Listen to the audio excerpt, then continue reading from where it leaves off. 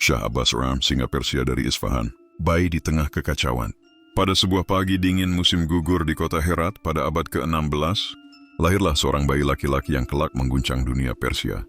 Bayi itu bernama Abbas, putra dari Muhammad Khudabanda, seorang pangeran Safawiyah yang matanya lemah dan hatinya rapuh, serta cucu dari Tahmasp, Syah perkasa yang berkuasa lama tetapi meninggalkan negeri penuh perpecahan. Kelahiran Abbas tidak disambut dengan pesta megah, sebab istana pada saat itu sedang dilanda pertikaian. Para bangsawan, Qizilbash yang menjadi pilar dinasti merasa berhak menentukan arah kerajaan, seringkali mengabaikan keputusan raja. Persaingan istana begitu sengit, bahkan ibunya, Khair Al-Nisa, dikenal sebagai Mahdi Ulya, dibunuh dengan kejam di depan mata rakyat oleh mereka yang iri dengan pengaruhnya. Sejak itu Abbas kecil menghirup udara penuh intrik. Ia tumbuh dengan mata waspada, telinga tajam, dan hati yang penuh keteguhan. Dari tragedi itu ia belajar, seorang penguasa harus lebih licik dari para bangsawan, lebih keras dari baja, dan lebih teguh dari batu gunung. Masa muda di Khorasan. Ketika usianya baru menginjak remaja, Persia diserbu dari timur oleh bangsa Uzbek. Kota-kota di Khorasan jatuh satu persatu, dan rakyat hidup dalam ketakutan. Abbas muda dikirim ke Khorasan, di bawah pengawasan seorang bangsawan kuat, Murtaza Quli Khan, di Tanah Rawan. Inilah Abbas ditempa, bukan hanya sebagai pangeran, melainkan sebagai seorang pejuang. Ia belajar menunggang kuda tanpa pelana, membidik panah dari atas punggung kuda yang berlari, dan mengendalikan pasukan kecil di medan pertempuran. Ia menyaksikan rakyat yang menderita karena serangan. Ia merasakan penderitaan mereka. Dari pengalaman itu tumbuh tekad, kelak, jika ia menjadi raja, ia akan membalas semua penghinaan yang menimpa tanah Persia. Naik takhta di usia belia. Ketika Abbas berusia sekitar 18 tahun, keadaan di ibu kota semakin memburuk. Ayahnya, Syah Muhammad Khudabanda, terlalu lemah untuk menahan tekanan dari Qizilbash dan serangan musuh. Melihat kesempatan itu, para pemimpin Qizilbash mengangkat Abbas muda menjadi Syah pada tahun 1588. Hari itu, di sebuah upacara sederhana, Abbas menerima mahkota Safawiyah. Namun mahkota itu bukan hadiah, melainkan beban berat. Negeri terpecah, musuh mengepung dari segala sisi, dan kekuasaan Syah nyaris hanya nama. Abbas tahu, ia harus melakukan sesuatu yang besar atau Persia akan lenyap dari peta dunia, menata negeri dan membentuk tentara baru.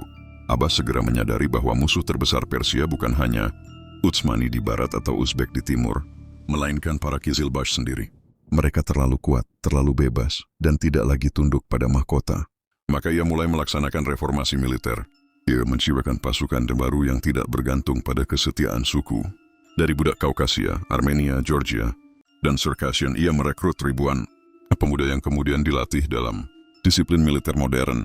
Mereka disebut Ghulam, pasukan elit yang setia hanya pada raja.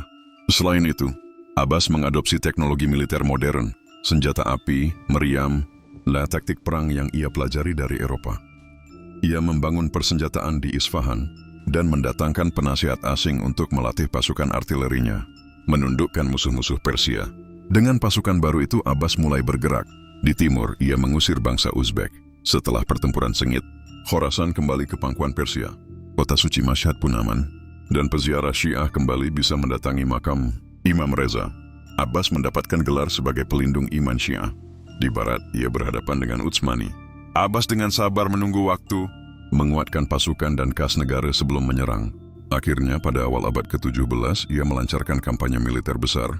Hasilnya gemilang, Tabriz direbut kembali, Yerevan jatuh, hingga Baghdad pun masuk dalam genggaman Persia. Rakyat bersorak dan nama Abbas berkibar sebagai penakluk besar. Di selatan, ia menundukkan Portugis yang menguasai pelabuhan penting di Teluk Persia. Dengan bantuan kapal Inggris, ia merebut kembali Hormuz, pintu gerbang perdagangan antara India dan Eropa. Sejak itu, Teluk Persia benar-benar berada di bawah kendali Safawiyah, Isfahan, permata Safawiyah. Namun Abbas bukan hanya panglima perang, ia juga seorang pembangun. Ia memindahkan ibu kota dari Qazvin ke Isfahan, kota yang ia ubah menjadi simbol kejayaan Persia. Di alun-alun Naqshband yang luas, ia membangun Masjid Shah dengan kubah birunya yang megah, Masjid Sheikh Lutfullah dengan mozaik indah, dan Istana Ali Qapu yang anggun. Ia membangun jembatan-jembatan indah di atas sungai Zayandeh, menciptakan taman-taman luas, serta memperindah kota dengan jalan-jalan berkanopi pohon. Isfahan menjadi pusat perdagangan dunia. Sutra Persia, karpet bermotif rumit, logam berukir, dan keramik berwarna cerah diperdagangkan ke India, Eropa, dan Asia Tengah. Abbas menjadikan Isfahan setengah dunia, kota yang disebut para pelancong asing sebagai salah satu yang terindah di muka bumi. Diplomasi dan perdagangan. Abbas juga seorang diplomat ulung. Ia mengundang pedagang Inggris dan Belanda untuk berdagang di Persia. Dengan imbalan senjata dan teknologi, ia membuka jalur dagang langsung ke Eropa, memotong dominasi Utsmani. Ia memindahkan ribuan keluarga Armenia ke distrik New Julfa di Isfahan, memberi mereka kebebasan beragama dan hak berdagang. Dari sanalah Persia membangun jaringan perdagangan internasional, membawa keuntungan besar ke kas kerajaan. Sisi gelap sang raja. Namun di balik kejayaan itu Abbas juga keras dan kejam. Dia sangat curiga pada keluarganya. Putra-putranya yang ia takutkan akan memberontak, dibutakan atau dibunuh atas perintahnya. Darah keluarga sendiri menjadi noda di tangannya. Meski rakyat mencintainya sebagai raja besar, Abbas sendiri menghabiskan masa tua dalam kesepian. Ia menyesal atas apa yang dilakukan terhadap anak-anaknya. Namun penyesalan itu datang terlambat. Akhir hayat sang raja. Pada tahun 1629, di kota Kashan, Shah Abbas menghembuskan napas terakhir. Persia berduka sebab negeri itu kehilangan penguasa terbesar yang pernah mereka miliki, warisan sang singa Persia. Shah Abbas meninggalkan warisan yang begitu besar. Ia menyatukan kembali Persia dan mengusir musuh-musuhnya. Ia membangun Isfahan sebagai kota megah yang mempesona dunia. Ia mengembangkan perdagangan sutra hingga Persia makmur. Ia memperkuat tentara dengan sistem baru yang setia kepada mahkota. Ia menjadikan Persia kekuatan besar yang disegani di antara Utsmani dan Mughal. Nama Abbas dikenang sepanjang zaman sebagai Syah terbesar Safawiyah. Ia bukan hanya raja tetapi juga panglima, diplomat, dan arsitek kebesaran Persia. Tindakan dan pencapaian Shah Abbas Pemurni. 1. Bidang militer. Mereformasi tentara Safawiyah, mengurangi dominasi Kizilbash, pasukan suku-suku, lalu membentuk pasukan baru dari budak Kaukasia Gulam yang setia kepada raja. Menggunakan teknologi modern, memperkuat artileri, meriam, dan pasukan senjata api dengan bantuan penasihat asing.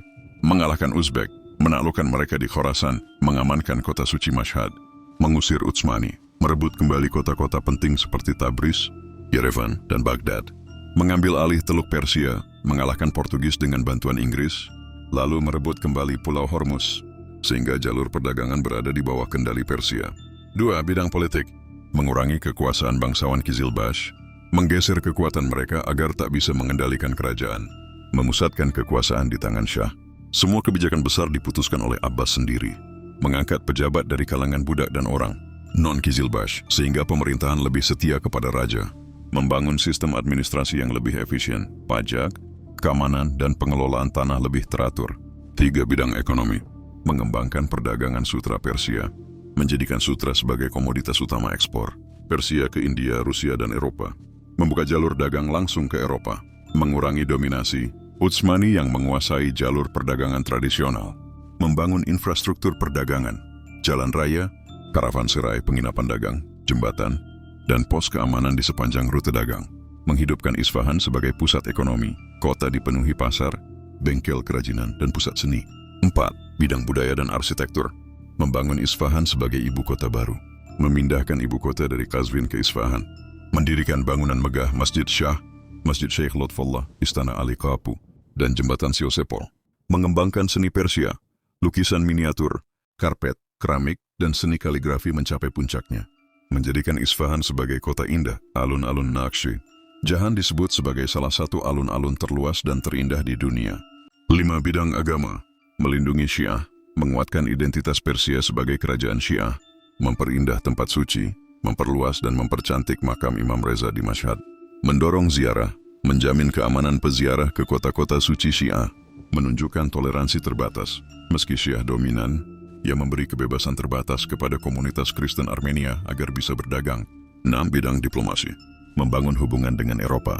Inggris dan Belanda menjadi mitra dagang penting, menggunakan Eropa untuk melawan Utsmani. Diplomasi cerdas agar Persia mendapat senjata modern, menjalin hubungan dengan India, Mughal, dan Rusia untuk memperluas jaringan perdagangan dan politik. Mendorong misi dagang internasional. Persia dikenal luas sebagai kekuatan besar di antara Utsmani dan Mughal. Ringkasannya, sepanjang hidupnya Shah Abbas menyelamatkan Persia dari kehancuran militer, menyatukan kembali wilayah yang terpecah, membuat tentara modern yang setia pada mahkota, mengusir Uzbek, Utsmani, dan Portugis dari tanah Persia, mengubah Isfahan menjadi pusat dunia dengan arsitektur megah, menjadikan perdagangan sutra sebagai sumber kekayaan, memperkuat Syiah sebagai identitas Persia, menjadikan Persia kekuatan besar yang disegani di dunia. Raja yang bijak tidak mengurung dirinya di istana. Ia berjalan di pasar, mendengar keluh kesah rakyat, dan merasakan sendiri denyut nadi negerinya. Aku membangun Isfahan bukan sekadar kota indah, melainkan sebagai saksi bahwa kekuasaan sejati adalah meninggalkan jejak peradaban, bukan hanya kemenangan perang. Musuh dapat mengguncang tembok kota, namun bila keadilan tegak di dalam negeri, tembok hati rakyat akan lebih kokoh daripada batu karang. Aku belajar bahwa kekuatan bukan dan hanya di pedang atau panah, tetapi di persatuan hati rakyat yang percaya pada rajanya dan di perdagangan yang membuat negerinya makmur. Seorang raja bukanlah bayangan emas di atas takhta, ia adalah pelindung rakyatnya. Bila rakyat lapar, maka takhta hanyalah kursi kosong tanpa kehormatan. Takhta diwariskan oleh darah, tetapi keagungan hanya lahir dari kerja keras, keberanian dan kebijaksanaan yang setia pada rakyat. Aku mengusir musuh dari tanah Persia, namun kemenangan sejati adalah ketika rakyatku hidup dalam damai, bisa berdagang, belajar, dan beribadah tanpa ketakutan. Kekuasaan yang tidak dibarengi belas kasih akan runtuh secepat badai, sebab tangan besi hanya bisa menggenggam sebentar, namun hati yang tulus akan digenggam selamanya.